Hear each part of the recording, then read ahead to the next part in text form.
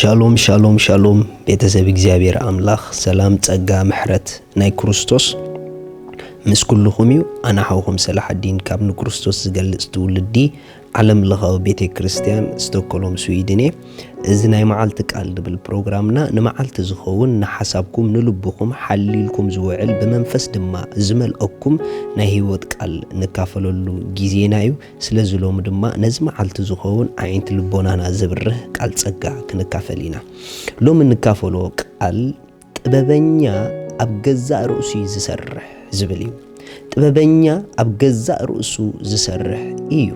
ريخم محوات حدا سب أزي ጥበበኛ ይትብሎ ማአሲ እንተዳ ኢልኩምኒ በትክክል ኣብ ገዛእ ርእሱ ከም ዝገባእ ዝሰርሕ እንተዳ ኮይኒዩ ምኽንያቱ ጥበብ በገዛእ ርእስኻ ብምስራሕ ተጀምረካ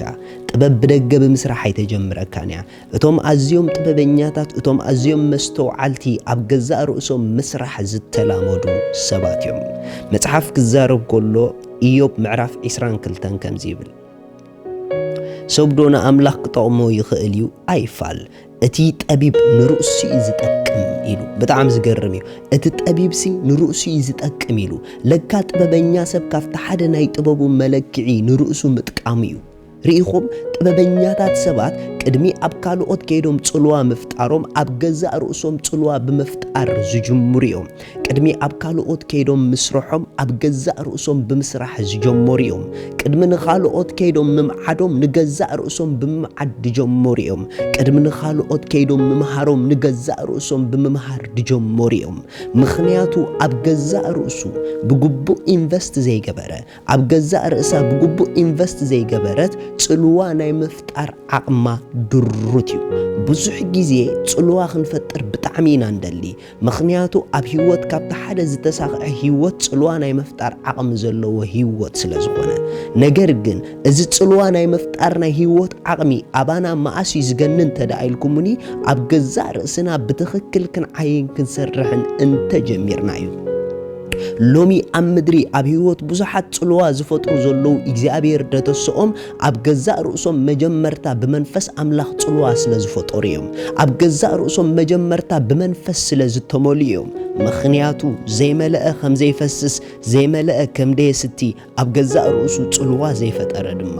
ኣብ ካልእ ሰብ ከይዱ ጽልዋ ክፈጥር ኣይክእልን እዩ ብዙሕ ግዜ ሰክሰስ ኢልና ክንሓስብ ኮለና ዝተሳኽዐ ህይወት ኢልና ክንሓስብ ኮለና ትኽክለኛ ትርጓሚኡ ናይ ዝተሳኽዐ ህይወት ኣብቲ ናይ ገዛእ ርእሶም ስብእና ጽልዋ ፈጢሮም ኣብ ካልእ ካብቲ ኣብኦም ዝተፈጥረ ጽልዋ ዝተላዕለ ንኻልእ ጽልዋ ናይ መፍጣር ዓቕሞም ክሰፍሕ ኮሎ ዝተሳኽዐ ህይወት ኣለዎም ይበሃል ምኽንያቱ ዝተሳኽዐ ህይወት ኣብ ገዛእ ርእስኺ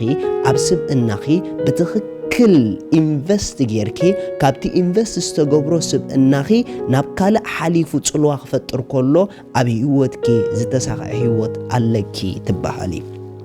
ሪኢኹም ጥበብ ብባህሪኣ ካብ ገዛእ ርእስኻ ተጀምረካ ጥበብ ብባህሪኣ ንገዛእ ርእስኻ ከም ትሰርሕ ትገብረካ ኢየሱስ ክርስቶስ ንዘለዓለም ጎይታ እዩ መጽሓፍ ቅዱስ ስለ ጥበብ ክዛረብ ኮሎ ከምዚ ኢሉና ኣሎ ኣብ ምሳሌ ምዕራፍ 4 ምሳሌ ምዕራፍ 4 ካብ 5 ዘሎ ንጥበብ አጥሪያ ንምስተውዓል አጥሪያ ንቃልዓፈይ ኣይትረስዓዮ ካብኡውን ኣይትዘንብል ጥበበኛ ለካ ንጥበብ ኣብ ገዛእ ርእሱ ዘጥሪ ማለት እዩ ኣይትሕደጋ ኢሉ ንሳ ከዓ ክትሕልወካ እያ ኣፍቅራ ንሳውን ከተዕቁበካ እያ ሪኢኹም ናይ ጥበብ ጥቕሚ ብገዛእ ርእስኻ ይጅምር ብላ ኣሎ ጥበብ ስንዓኻ እያ ተዕቁበካ ንዓኻ እያ ትሕልወካ ለካ ጥበበኛታት በቲ ዝብልዎ ንርእሶም ዝሕልው በቲ ዝብልዎ ንርእሶም ዝስርሑ በቲ ዝብልዎም ንርእሶም ዝቆርጽዮም ማለት እዩ ምኽንያቱ ጥበብ ቅድማ ኣብ ካልእ ምስራሓ ኣባኻ ከም ትሰርሕ ትገብረካ ሪኢኹም ጥበብ ኣብ ህይወትካ ከተጥሪ ኮለኻ ኣብ ገዛእ ርእስኻ ኢንቨስት ንኽትገብር ዓይንትኻ ትኸፍቶ ቅድሚ ናብ ካልእ ምጥማትካ ስለዚ ክትሕልወካ ኢሉ ጥበብ ኣውራ ነገር እያ እሞ ንጥበብ ኣጥሪያ እወ ብኩሉ ጥሪትካ ንምስትውዓል ኣጥሪያ ልዕል ኣብላ ንሳውን ክብ ከተብለካ እያ እንተሓቆፍካያ ከተኽብረካ እያ ኣብ ርእስኻ ዘውዲ ጸጋ ክደፍአልካ ዝጸበቐ ኣኽሊል ከዓ ክትበካ ኢሉ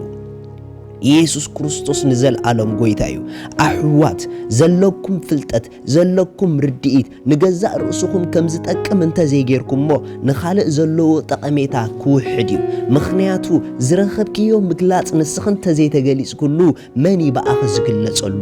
ዝረኸብክዮ ጽቡቕ ምኽሪ ንስኽን ተዘይተመኺርኩሉ መን ይበኣኺ ዝምከረሉ ኣባኺ ዘለዉ ነገራት ሓይሎምን ዓቕሞምን ድግለጽ ኣባኺ ምስ ሰርሑ እዮም ኣባኹም ዝሰርሑ እዮም እግዚአብሔር ኣምላኽ ድማ ኩሉ ግዜ ንርእስና በትሱ ዝምህረና ትምህርትን ፍልጠትን ብትኽክል ሰሪሕና ብትኽክል ኣብ ገዛእ ርእስና ኢንቨስት ጌርና ኣቅድሚኡ ክንቀርብ እዩ ዝደልየና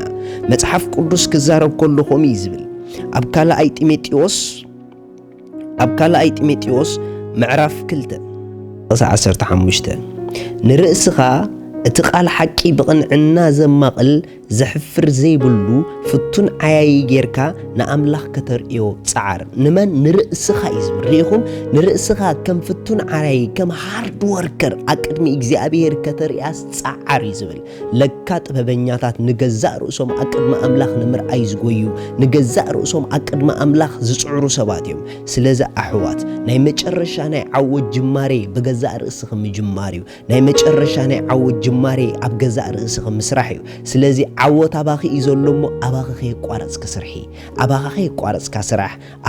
ኣባኻ ኣባይ ከይቋረጽና ብዝስራሕናዮ መጠን ጽልዋ ናይ ምፍጣርና ዓቕሚ መመሊሱ እንዳወሰኸ ክኸይድ እዩ ኣብ ርእሶም ዝሰርሑ ንኻልእ ይጥቕሚኦም ኣብ ርእሶም ግዜ ዝወሰዱ ንኻልእ ድማ ንበረኸት ይኾኑ እዮም ኢየሱስ ክርስቶስ ንዘለዓለም ጎይታ እዩ ኩልና ከምዚ ኢልና ንኣውጅ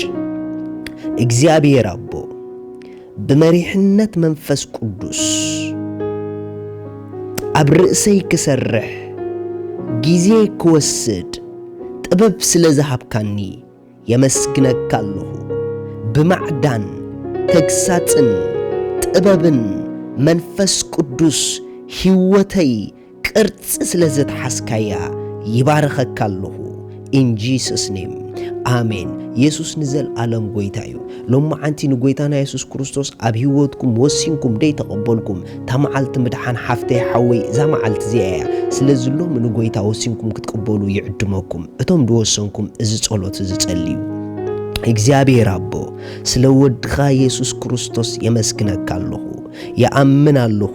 ኢየሱስ ክርስቶስ ስለ ኃጢአተይ ከም ተሰቅለ ዕዳ ኃጢአተይ ኩሉ ድማ ኣብ መስቀል ከም ዝኸፈሎ ስለ ኃጢአተይ ከም ዝሞተ